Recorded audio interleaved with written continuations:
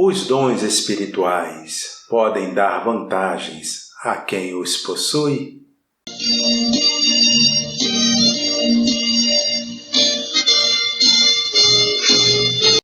Lição 2. O propósito dos dons espirituais. Esta lição tem o texto áureo que segue. Assim, também vós, como desejais dons espirituais, procurai sobejar neles para a edificação da Igreja. 1 aos Coríntios, capítulo 14, versículo 12. Verdade prática. Os dons são recursos concedidos por Deus para fortalecer e edificar a Igreja espiritualmente. Eu sou o pastor Israel Silva, sou pastor, sou teólogo, sou economista e, sobretudo, sou servo do Deus Altíssimo. Eu te agradeço a você que está nos acompanhando nessa lição e também deixo aqui a sugestão, o pedido para você que já costuma gostar do trabalho, se assim desejar, já pode adiantar aí o seu like e que todos que curtam, compartilhem.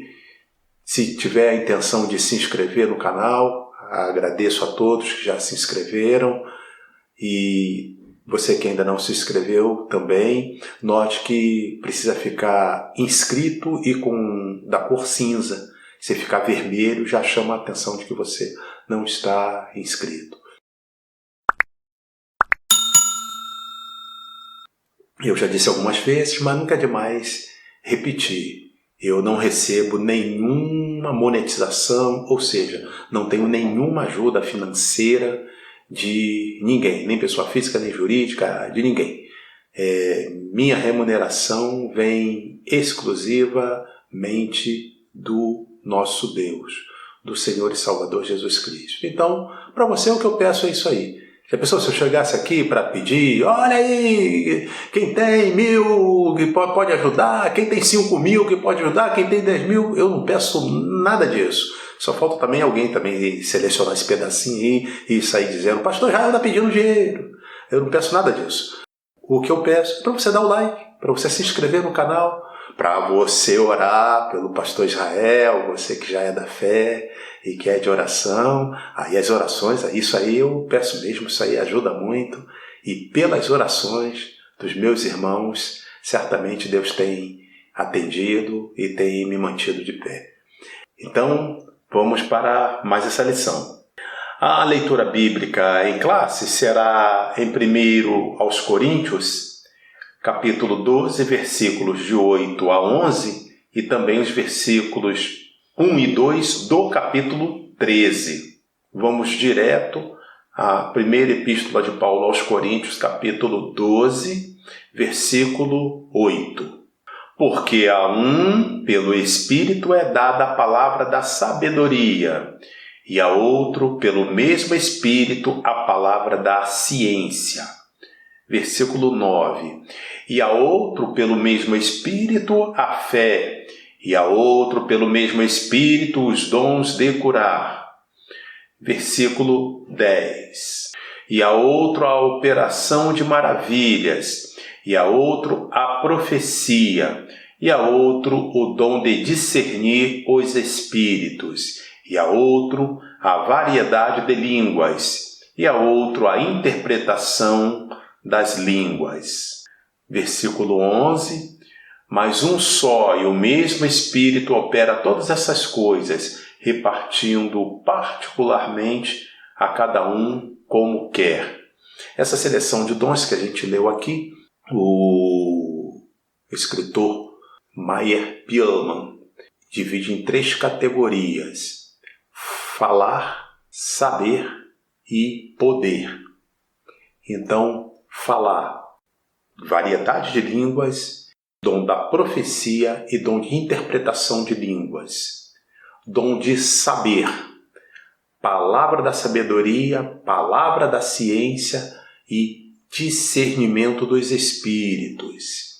E dons de poder, o dom da fé, o dom de curas e o dom de maravilhas. Na verdade, acaba sendo grupos, né? Porque principalmente curas e maravilhas, aparece em todas as traduções sempre no plural. Então é uma manifestação do Espírito para a operação de maravilhas.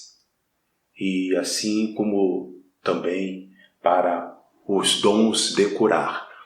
Então esses já aparecem claramente no plural, mas são grupos de dons que tem por aqui. Versículo 11. Mas um só e o mesmo Espírito opera todas essas coisas, repartindo particularmente a cada um como quer. 1 aos Coríntios, capítulo 13, versículos 1 e 2. Ainda que eu falasse as línguas dos homens e dos anjos e não tivesse amor, seria como metal que soa ou como sino que tine. Versículo 2. E ainda que tivesse o dom de profecia e conhecesse todos os mistérios e toda a ciência, e ainda que tivesse toda a fé, de maneira tal que transportasse os montes e não tivesse amor, nada seria. O objetivo geral será mostrar que os dons não são para elitizar o crente, mas edificá-lo. Então já podemos responder aqui a primeira pergunta. Coloquei: os dons espirituais podem dar vantagens a quem os possui? Eventualmente até pode, mas não é essa a finalidade principal. A finalidade dos dons é 3 coisas que a gente vai insistir muito. Eu já vou adiantar aqui também. Falei na lição passada e vamos repetir isso, que nunca é demais dizer. Em primeiro lugar, é de Deus, o dom. Em segundo lugar, é da igreja. E em terceiro lugar, é do vaso, do homem de Deus, da mulher de Deus, que está sendo usado. Esse é o administrador. Cabe a ele cuidar do momento, do local, da oportunidade de fazer uso desses dons, e de um ou mais, né? E usá-lo, claro, da melhor maneira para a glória de Deus.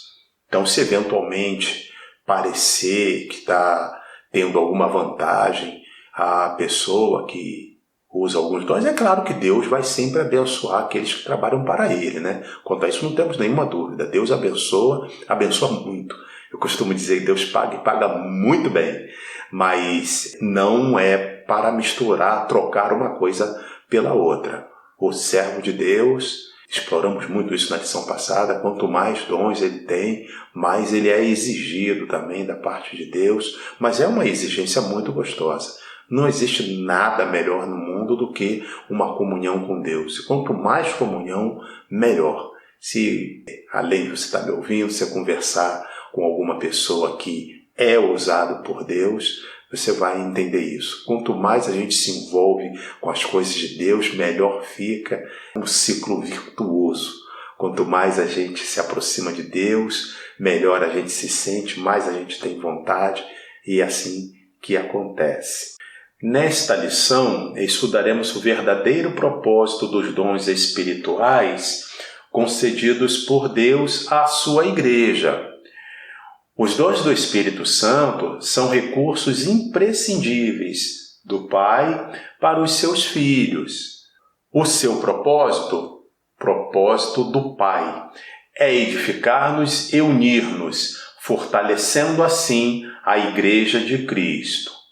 Esta lição será ministrada em 3 capítulos. Capítulo 1, os dons não são para elitizar o crente.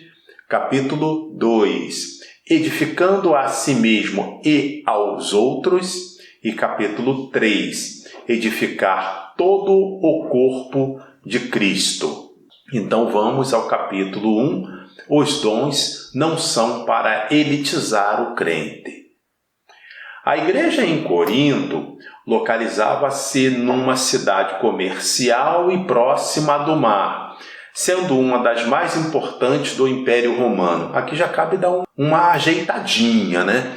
É claro que quando a gente fala a igreja, a primeira noção que vem é saber onde é aquela igreja, onde tem aquela construção. Ora, a construção de alvenaria, geralmente, se chama de templo. Igreja é a formação. Então, o que o autor quer dizer aqui com a igreja de Corinto localizava-se numa cidade, o templo da igreja de Corinto se localizava numa cidade. Agora, a igreja em Corinto, aí sim, era a reunião das pessoas que frequentavam aquela igreja, que formavam aquela igreja, aí é outra coisa. Então, assim fica mais bem explicado.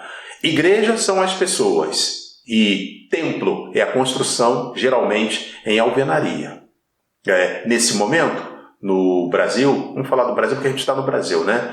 As igrejas estão com dificuldades de fazer cultos em vários locais, estão sendo proibidas de abrir suas portas, abrir os templos, mas a igreja continua existindo. Mas não tem nenhuma dúvida disso. Imagine, em algumas situações dessa, alguém diria assim: tá para nascer alguém que vai poder fechar as portas da igreja de Cristo. Não está para nascer. Não vai nascer. Em nome de Jesus, não vai nascer. A igreja são as pessoas. Se não tiver culto no templo, não tem importância. A igreja vai continuar existindo. A igreja vai funcionar nas casas, a igreja vai funcionar nos encontros nas ruas. Isso tudo já foi feito. Lá no primeiro século, proibia tudo, caçava as pessoas, tirava direitos, fazia, acontecia. E a igreja só fez crescer. Quanto mais bate, mais ela cresce. Então, isso aí não é problema nenhum. Evidentemente que nós estamos num país constitucionalmente democrata, né? Então, pela Constituição, aqui tem a democracia, pela Constituição nós temos direito de culto, então, por isso, vale a pena a gente lutar até onde é possível. Mas não podemos também perder de vista isso. A igreja são as pessoas e a igreja é o corpo de Cristo.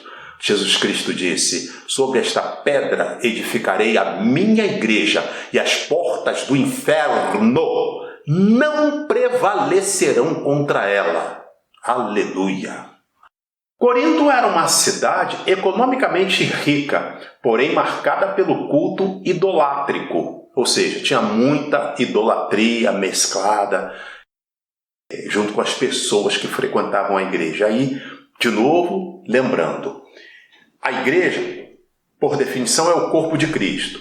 Se é o corpo de Cristo, a igreja não tem falha. Porém, essa igreja que é o corpo de Cristo é a formação de pessoas pelo mundo afora, a reunião das pessoas que estão em Cristo.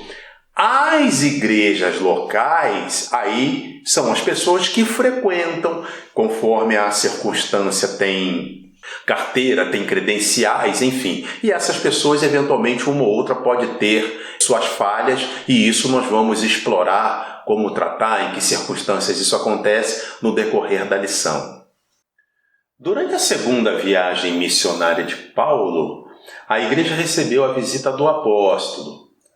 Por conhecer muito bem a comunidade cristã em Corinto, foi que o apóstolo dos gentios tratou, em sua primeira epístola, dirigida àquela igreja, sobre a abundância da manifestação dos dons do Espírito, chegando a afirmar daquela igreja que nenhum dom lhe faltava. Quando se fala apóstolo, nessa lição principalmente, do apóstolo, estamos falando do apóstolo Paulo. Quando fala aqui do Espírito, sempre repito isso, está se referindo ao Espírito Santo, terceira pessoa da Trindade. Por ser uma pessoa, deve ser grafado sempre com E maiúsculo. Os dons do Espírito, concedidos por Deus à igreja de Corinto, tinham por finalidade prepará-la e santificá-la para o serviço do Evangelho, a proclamação da palavra de Deus naquela cidade. Todavia, além de aquela igreja não usar corretamente os dons que recebera do Pai, tinha em seu meio divisões, inveja, imoralidade sexual.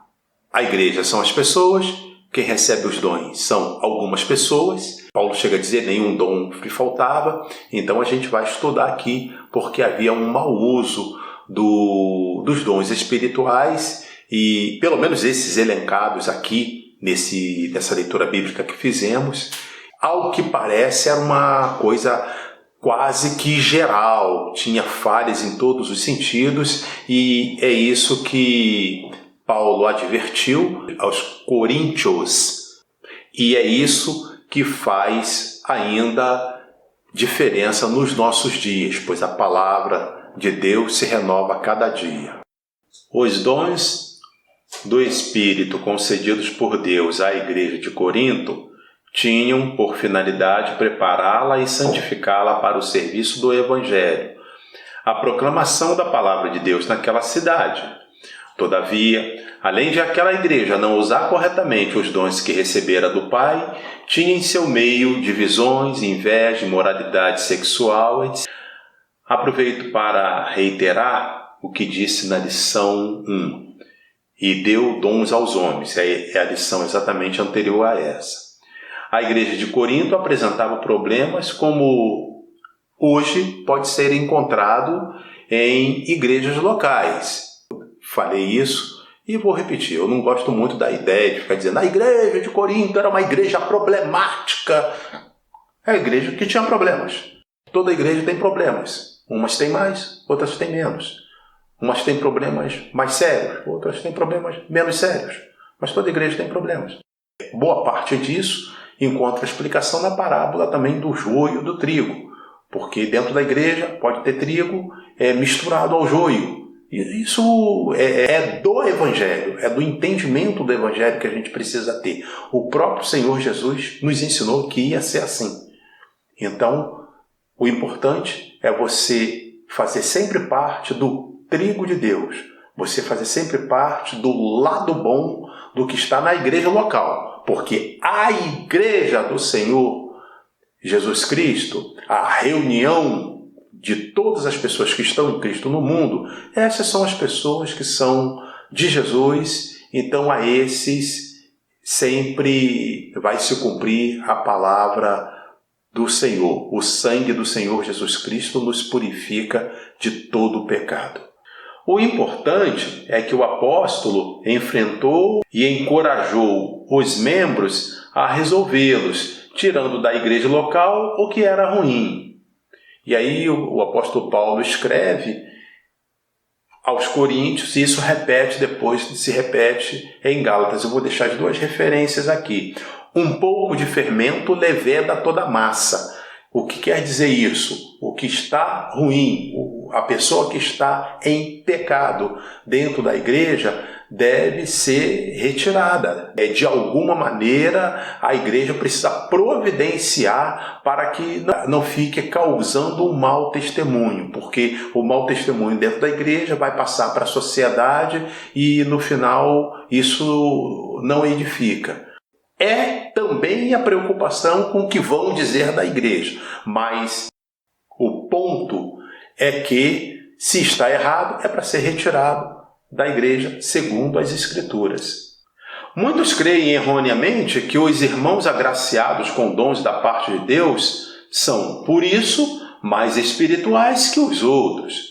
Todavia, os dons do Espírito são concedidos pela graça de Deus, por ser resultado da graça divina.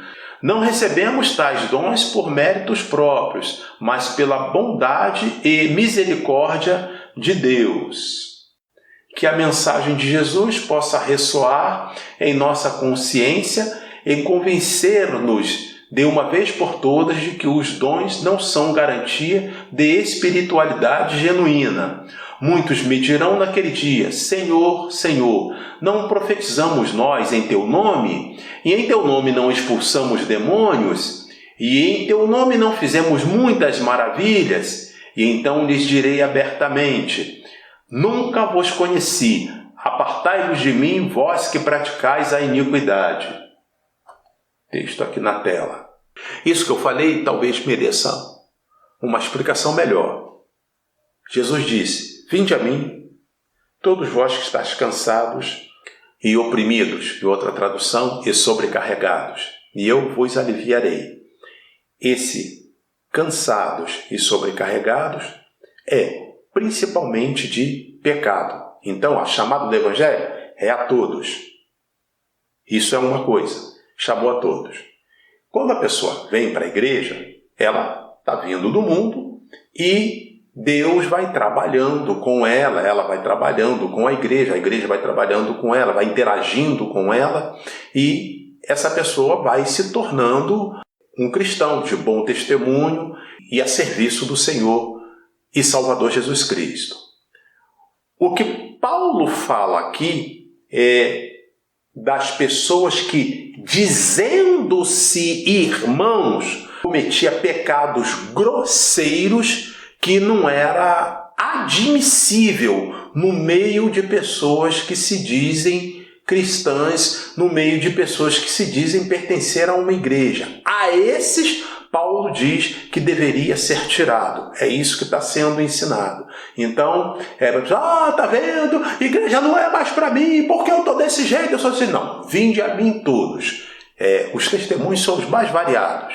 Gente que chegou na igreja para aceitar Jesus, chegou bêbado de porre lá, tropeçando, quase que caindo, não aguentando nem ficar em pé. Aí, tempos depois, é um obreiro, está pregando o evangelho, está cantando, e Deus está abençoando. E quando Deus vier arrebatar a igreja, vai com ele, viu? Para alguém ficar dizendo, eu não acredito nisso. Aí vai o problema de quem não quiser acreditar. A Bíblia diz que é assim. Aceitou Jesus, se regenerou, é cidadão de Deus. É assim que funciona. Paulo faz essa separação. Uma coisa é o pecador que está lá fora. Esse não está em Cristo, todo mundo sabe que ele não está, mas ainda assim há um outro perigo. A pessoa que está na igreja, dizendo-se irmãos, mas está praticando coisas condenáveis. E tem até um listão, que a gente apresenta em outras edições. No decorrer desse trimestre, essa lista vai sair de novo. Os que tais coisas praticam não herdarão o reino dos céus. Então, não pode estar cometendo aquelas coisas ali e dizer, não, eu sou da igreja, ainda mais se disser que tem cargo, então isso só piora a situação. Mas isso tudo acontece. Aí Paulo diz, nesse caso, tem que separar. Mas como é que vai fazer isso? Primeiro de tudo é orar e pedir força a Deus e pedir a Deus como fazer, qual a estratégia, o que Deus vai mexer, como é que Deus vai fazer. Coisas difíceis é para a gente entregar ao Senhor. Coisas difíceis na igreja, principalmente, é para entregar ao Senhor. E aí Deus vai orientar, vai dar estratégia, vai mostrar como fazer. A maioria das pessoas que tem algum tempo de igreja vai conhecer muito bem isso que eu estou falando. Coisas que aparentemente eram tão difíceis, de um momento para o outro desapareceu porque Deus chegou ali e fez a obra. Em todos os sentidos. Os testemunhos são vários.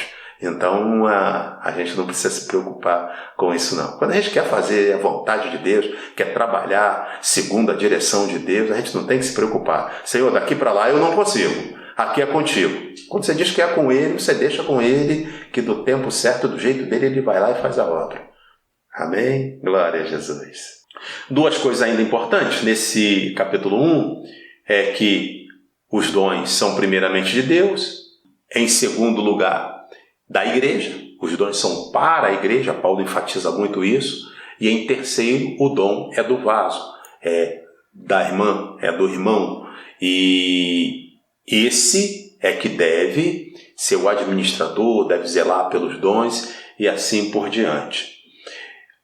Uma coisa também importante é que às vezes alguém diz, olha, eu conheci uma pessoa que era da igreja e que falava, que acontecia, que fazia e tal, e também não valia nada porque todo mundo sabia que ele lá fora era ruim e tal. Pois é, isso tudo acontece, mas não se deve desvalorizar os dons espirituais sabendo que aquele que está na igreja e está promovendo escândalos, ele vai se acertar com Deus. Melhor seria que ele estivesse totalmente no mundo. Porque se estiver na igreja promovendo escândalo, e estiver na igreja cometendo pecado grosseiro, melhor seria se ele tivesse, ou menos mal, seria que ele estivesse no mundo cometendo esses pecados. Mas ao se fazer de que está na igreja, ele acaba incorrendo num erro ainda maior. E como é que faz então? Como a pessoa quer voltar, quer se regenerar, pastor? Então não tem jeito. Tem jeito sim. Primeira providência, uma igreja tem uma pessoa chamada, que é o pastor da igreja, para cuidar, para orientar. É assim que faz. Quando você está enfermo, está doente, você não procura um médico para ouvir a orientação dele? Pois é, na questão espiritual, procura o pastor para você ouvir a orientação e ele vai te ajudar. Não tem nada impossível para Deus. Síntese do tópico 1. Os dons do Espírito Santo são concedidos pela graça divina. Eles não devem ser usados para elitizar o crente. Capítulo 2. Edificando a si mesmo e aos outros. Paulo diz que quem fala a língua estranha edifica-se a si mesmo. O apóstolo estimulava os crentes da igreja de Corinto a cultivarem sua devoção particular a Deus, por meio do falar em línguas concedidas pelo Espírito, com o objetivo de edificarem a si mesmo. Isto não significa que o apóstolo dos gentios proibia o falar em línguas publicamente, mas, ao fazê-lo de maneira devocional, o crente batizado com o Espírito Santo edifica-se no seu relacionamento com Deus. Falar ou orar em línguas provenientes do Espírito é uma bênção espiritual maravilhosa.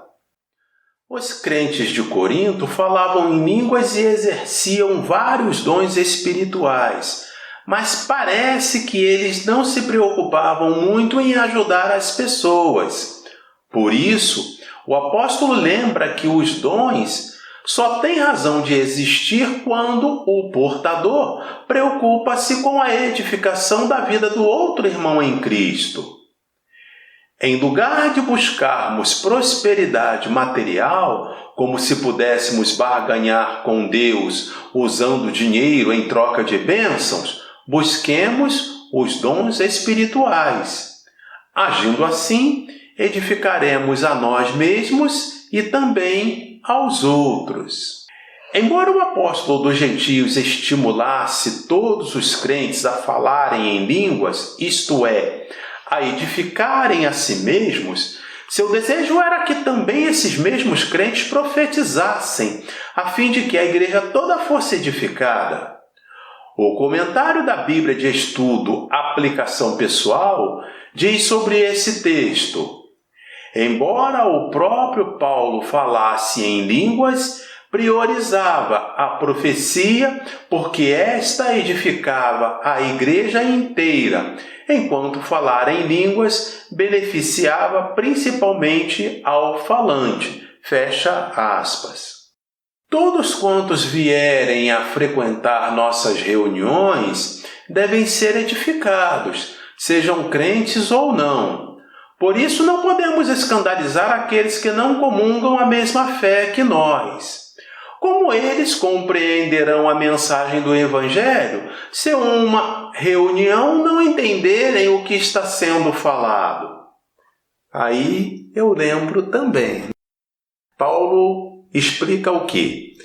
Se ele chegar num culto, tivesse todo mundo lá, ou a maioria das pessoas falando em línguas, e quem chegasse ali, visitante, que não é irmão, ele não entenderia nada do que foi falado e não conseguiria levar nada de edificante para fora. O que você ouviu no culto? O que você aprendeu? Nada, porque ele não entendeu nada. Então, nessa linha, é oportuno a gente dizer: não é razoável a gente cantar um hino em uma língua estrangeira que não seja a do lugar, se não colocar uma tradução. Senão fica muito bonito, mas não é razoável. Não é dentro do que diz aqui o apóstolo Paulo. Ele não recomendaria isso, pelas mesmas razões. As pessoas que vierem de fora e que não conhecerem aquele idioma estrangeiro, no caso do Brasil, a gente chegar e cantar um hino em inglês, numa igreja onde a maioria das pessoas não falam inglês. Aí os visitantes que estiverem ali, que não forem crentes, não entenderão nada. E a maioria dos irmãos também não vão entender. Então isso não cabe. Seria apenas uma apresentação musical. Nesse sentido aqui, Paulo está falando que isso também não seria razoável. Se não vale falar em línguas, também não vai valer falar no outro idioma. Mesmo eu reconhecendo as limitações. Eu já fiz versões de música estrangeira, de hinos, enfim. Principalmente quando é do inglês para o português, a gente tem uma dificuldade muito grande. Porque as palavras no inglês são menores, têm menos sílabas. E com uma expressão, com uma quantidade menor de sílabas, a língua inglesa fala muita coisa. E quando a gente precisa traduzir aquilo para o português, precisa de mais sílabas. Então, geralmente, a gente vai mutilando para adaptar e conseguir cantar. Aí já tem essa dificuldade. Então, alguém, não, cantei no original para que não perdesse a mensagem como um todo. Então, tem que colocar a tradução para que todos possam participar. Esse é o ensino amparado ou ancorado nas Escrituras. Diga glória a Jesus. Aproveitando o ensejo do que falamos até aqui, nos dias que antecederam o dia 30 de março, houve pelo menos 2 profecias que eu vi falando acerca de muitas coisas sérias, negativas, desagradáveis, como desastre, pessoas morrendo, que aconteceriam dia 30 de março. De um irmão e de uma irmã, principalmente. A irmã mais jovem e o irmão eu diria, mediano, né, em termos de idade. E nada do que se falou se cumpriu. Aí, para minha surpresa, eu depois vasculhando alguma coisa na internet, ainda vi um título que indicava lá explicações do pastor sobre o porquê de dia 30 não ter acontecido o que as pessoas esperavam que fosse acontecer. Não é o que as pessoas esperavam, é o que ele disse que ia acontecer. Essa parte eu havia visto. Mas explicação, se tinha que dar alguma explicação, tinha que ser antes. Dito depois, não vale. A Bíblia diz, vou deixar a recomendação aqui, Deuteronômio. Assim saberás quando o Senhor falou e quando o Senhor não falou. A palavra que for dita e não se cumprir, essa é a palavra que o Senhor não falou. E ainda segue ali o versículo. Por presunção falou a pessoa. Isso desagrada a Deus. Nesse caso, como a gente vive pandemia, entre aspas, a profecia era direcionada para coisas que poderiam ter a ver até com a pandemia, falava de mortes, uma coisa absurda, foi muito mal, foi muito feio. E eu fiquei triste de ver depois a quantidade, centenas de milhares de pessoas visualizando o que seria a explicação. Só vi o título, não sei se realmente é isso, também porque às vezes também os escritores, enfim, colocam um título e depois lá dentro diz outro completamente diferente, né? Mas se for, é muito mal. Essa pessoa que profetizou, essas pessoas que profetizaram, deveriam vir a público e pedir perdão. Seria o mínimo que poderiam fazer. O mínimo. Porque Deus não falou coisa alguma, segundo as Escrituras. Síntese do tópico 2. Os dons só têm uma razão de existir na vida do crente: edificar a vida do outro irmão em Cristo. Capítulo 3. Edificar todo o corpo de Cristo. Na primeira carta aos Coríntios, Paulo dedica 2 capítulos, 12 e 14, para falar a respeito do uso dos dons na igreja. O apóstolo mostra que, quando os dons são utilizados com amor, todo o corpo de Cristo é edificado. Se não houver amor, certamente não haverá edificação. Sem o amor de Deus, nos tornamos egoístas e acabamos por colocar nossos interesses em primeiro lugar. O propósito dos dons, que é edificar o corpo de Cristo, a igreja, só pode ser cumprido se tivermos o amor de Deus em nossa vida. Deus levanta homens para edificarem espiritual, moral e doutrinariamente a igreja local. A igreja é o edifício de Deus. Os ministros, sábios arquitetos. O fundamento já está posto por Jesus. Mas os ministros têm de tomar o cuidado com as pedras assentadas sobre esses alicerces, pois eles também tomam parte na edificação espiritual da Igreja de Cristo, segundo a mesma graça concedida aos apóstolos.